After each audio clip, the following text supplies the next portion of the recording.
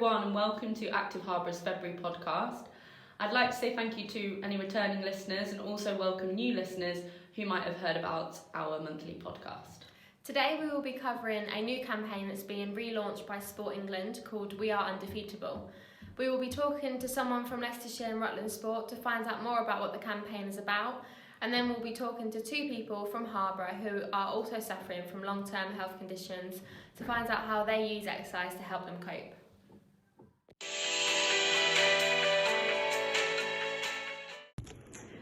So I'm here with Mel Maiden today. She is a Sport Development Officer at Leicestershire and Rutland Sport. Hi Mel, you okay? Hi, yes, I'm fine, thanks. Thanks for joining us today. It's all right. So can you tell me a bit about what the We Are Undefeatable campaign is and sort of what the aims are? Yeah, that's absolutely fine. For the first time ever, many of the UK's leading charities are coming together to inspire and support individuals living with a long-term health condition and trying to support them to become more physically active.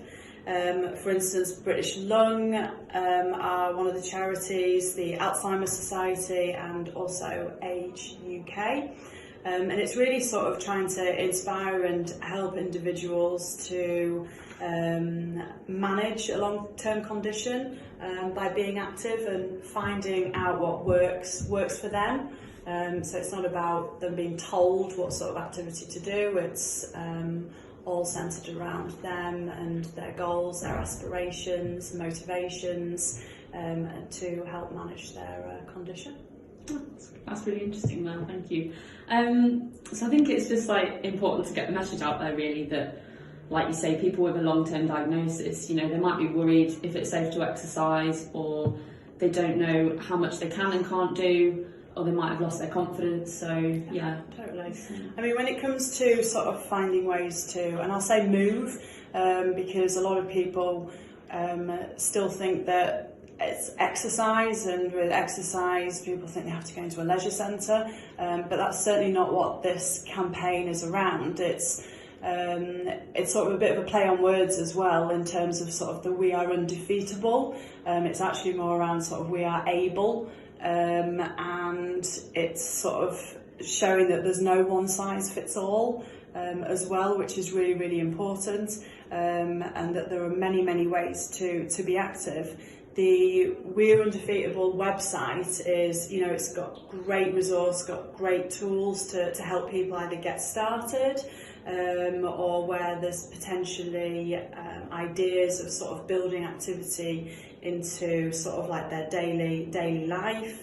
There's also some like digital tools, some apps that are recommended to help people. And then sort of like finding activities related to sort of their condition, which may help. So there's a lot. I would recommend that people actually go onto the website, www.weareundefeatable.co.uk, and really sort of take the time to have a look at it. There's also a community sort of page where people can actually upload pictures, their stories, to try and inspire other people to get involved. It's really good. Yeah, I've seen some of the visuals advertised. I think there's some really good examples and pictures and imagery and quotes that come with that are quite motivating. Yeah. So. They're quite powerful as well. I know certainly we are looking locally for individuals who potentially may want to become ambassadors or put their story out there, to sort of make it a little bit more relatable to sort of the area of I'll say Leicestershire or Harborough and surrounding areas, so people can really sort of as I said before, like relate to those people, and it's kind of like that, right, okay, well, Catherine, she's had a heart condition and she's moving, she's being active, I can do that, and I think that is quite powerful, sort of being able to relate to people. No, that's great, thank you. I've also got Leanne with me here. As some of you will know, she's also a Physical Activity Development Officer at Active Harborough. Hi Leanne, okay? Yeah, good, thank you. Yourself, Catherine? Yeah, good, yeah. I wonder if you could tell us a bit about local kind of sessions, projects that are going on related to this campaign. Yeah, absolutely. I mean, in Harborough we're really lucky. There's so many sports clubs and activities going on, whether that be either in the leisure centres or local church halls, local parish halls, anything like that, which you should be able to go and speak to the instructor or the coach to see if that activity is suitable for yourself. But we've also got some specialist instructors working out in the community as well, where you can be referred from your GP into those sessions. We've also got some sessions where you can refer yourself as well, particularly under what's called the Well Now brand, Exercise for Health, where we've got our wonderful instructor Liz Adams, from Australia but lived locally for quite some time now, and she's an absolute superstar.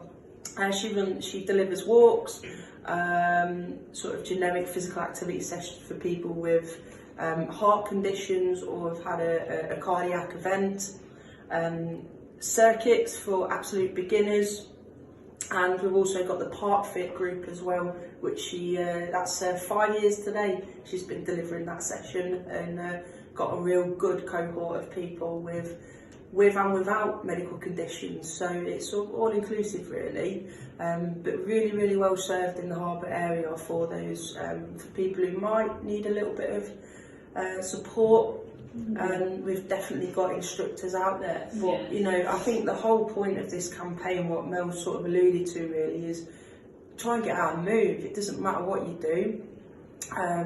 There's support out there if you need it, and if you don't, you just want to crack on, go and do that as well. Just be brave, take that first step. It'll be something that we can really urge people to do. Of course, in Market Harborough as well, we've got things like the park run, which you can go and walk. You've got the whole community there as well that will support that, and I know for sure that there's people that do walk that route as well. And even if you don't feel like you can get involved in that, you can get involved in the volunteering side. So you can get out there and at least you're out doing something, standing on your feet, moving around and engaging with people, which is the first step really. So plenty you can do, just do something. So I'm here today with a lady called Jane Stratton, who has experienced type 2 diabetes? Yes, it is type 2, yeah. And used exercise to combat it and basically reverse it, so I've heard. Yes, well I have, you can't say reversed anymore apparently, it's in remission. Right. And so when you've got to a certain level and you've done the best you can, then it's in remission. But you're still monitored then each year to make sure you stay in remission. So in effect, you don't have type 2 diabetes anymore, but it's very easy to slip back into it. You're at a higher risk. Yes. I see. So Jane, what sort of support have you had through this process? The family have been really good. My husband has been quite exceptional, but don't tell him that. My children, my grandchildren are all there, I'll have my 5-year-old granddaughter saying to me, "Nana, should you be eating that cake?" And I'll say, "No, not really." And so it's the whole family have been supportive. As well as them, the diabetes nurse I've seen at Harborough Medical Centre has been really good. She's very enthusiastic. She's praised me, she's given me gold stars when I've been to see her, and she couldn't have been better, really. So I've had a lot of help. Plus, all the people on the exercise class and everything have been so good. That's brilliant, yeah. It shows that the support can really help motivate you to get to where you want to be. Yes, definitely. Brilliant. So what type of exercises have you been doing? Through Liz Adams in Market Harborough, one of her exercise classes for 3 years now. And then just over 12 months ago, I was told I'd got type 2 diabetes. And so I thought, well, I don't want this. I want to be around to see my grandchildren grow up and everything else. So I did more exercise. I went to 2 classes with Liz locally, and I started to look at what I was eating. well as the exercise classes locally with Liz Adams, last summer I decided I wanted to do something else. I wanted to play a game of some sort. A bit different. I wondered about walking netball, and I nearly did that. Then I read about this very strange, peculiar game called pickleball, which is huge in America, absolutely huge. There's thousands of people playing in America. And it's now beginning to get through the UK. There are clubs all over the UK. And I Googled where I could go and play and have a look at this funny game. And the nearest club was rugby. So I managed to get somebody from the rugby club to come over. We got a few people together and we played pickleball. And that was last October. Pickleball is a sort of cross between badminton, tennis and table tennis. Okay. So you play with a paddle, which is a bit bigger than a table tennis bat. Right. You play it on a badminton court, but the net is lower like a tennis net. Okay. So there's less running than you would have in tennis. You serve with an underarm, so you don't need to sort of go overarm like you would in tennis. Yeah. It's played with a plastic hollow ball with holes in it. So it's slower than tennis. Not too heavy. It's light. You can play it outdoors, but it's mostly in this country played indoors. Okay. But it's a really good game and any age can play. I played with my 8-year-old grandchildren and I play regularly. A man in his 80s and his wife come Wow. every Sunday to play. Oh, brilliant. So you can play any age, any ability. So It's a good lovely for social physical thing, fitness, yeah. and you get some exercise without realising it, and it's good fun. Oh, brilliant. Oh, well, thank you. Thank you very much.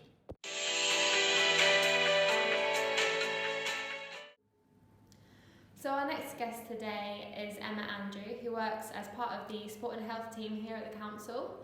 Hi, Emma. Hi, Taylor. So could you give the listeners a bit of background about you and your health and how you got to where you are today? Okay, so I'm going to warn you, I can waffle forever. So that's part of how I ended up here, because I'm quite a good chatter. The way that I started getting active was one of my friends got diagnosed with breast cancer quite a few years ago, probably 2012 now. And as part of trying to do something to help her and other people, one of her friends suggested that we did the Shine overnight walking marathon for cancer research. I had a bit of time on my hands and I thought, yeah, I can train for that. I mean, it's just a marathon. How hard can it be, right? So I did that, and actually I really enjoyed the training. It got me out, it got me active. I was walking through areas of the district I'd not been to before, and just really enjoyed the camaraderie of coming together on the evening and doing something for charity. So that was how I started to get active. Okay. Yeah, I know, it seems like a long time ago now. And basically from there I thought, well, maybe I could give running a go. That was really hard to switch from walking miles and miles and miles and hours to switching to trying to run even just for a minute was really hard, because you're working your lungs differently, your body's moving differently. It's not an easy thing. So I persevered, got involved with things like junior parkrun, a parkrun, and quite honestly that changed my life. I was able to join in with this group of like-minded people that were really positive. We helped each other out with childcare so she could take part in events, because as a mum of a child with special needs, it's quite hard to find people that can help you out and understand your child. So I've had some barriers to participation, but being part of that community really helped me overcome that, and it gave me the confidence to set up a running group in my village, in Fletney, Emotive Running. I had lots of support from the team here at the council, because this was before I was part of the sport and health team, and from there I did coaching, running fitness, I've done Pilates qualification. Basically, if I've not banged on at people about parkrun and Pilates, I'm not doing my job properly. So how did exercise help you get through your own personal health problems? So basically, last year I got diagnosed with breast cancer, which was triple negative. It was a bit of a shock because, you know, I'm relatively healthy, I'm active.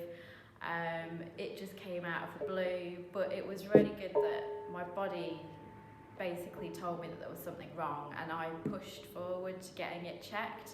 So always listen to your body, always go to the doctors and get these things checked, no matter how small, how inconvenient, just go and get checked. That's the main thing.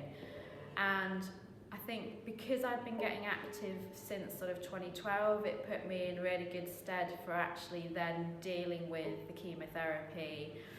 Mentally, I really struggled. I felt like I'd lost control over my life. I would still manage to get to parkrun and I would feel like I'd achieved something, but then I would crash.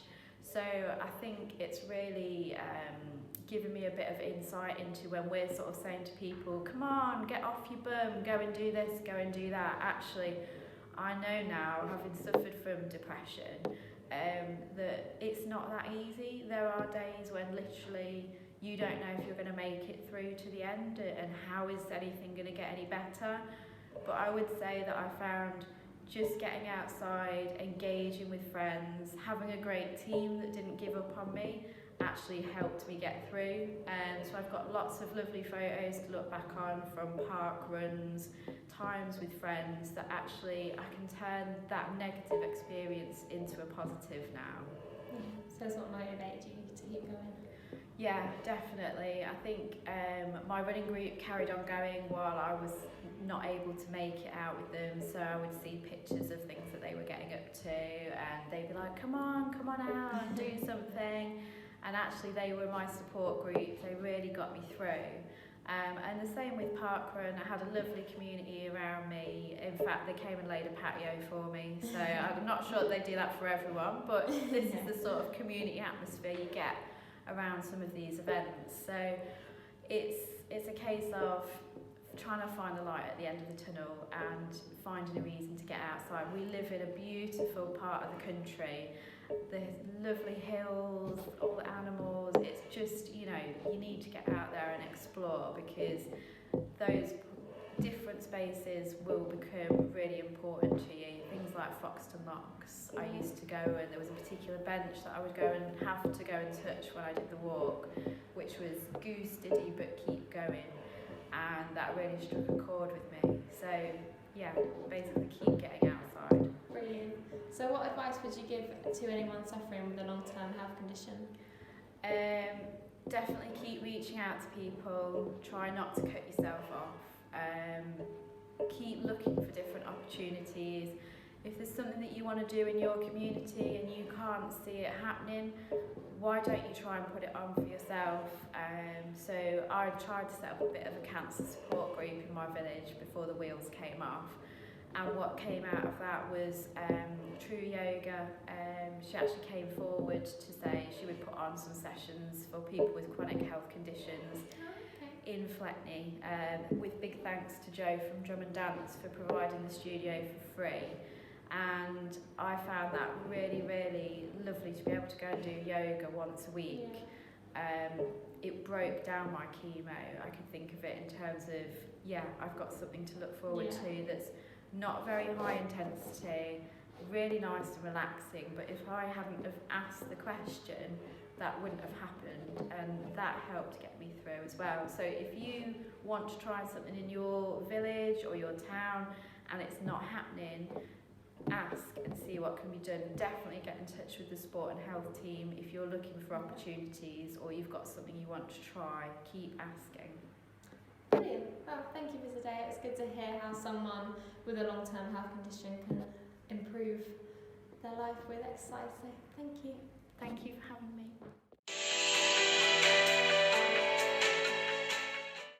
Thank you for listening, and don't forget to check out our social media platforms, which you can view in the description. You can subscribe and activate your notifications so you're informed of when our next podcast is live. Also, feel free to comment below on what you'd like us to talk about next time or if you have any questions about today.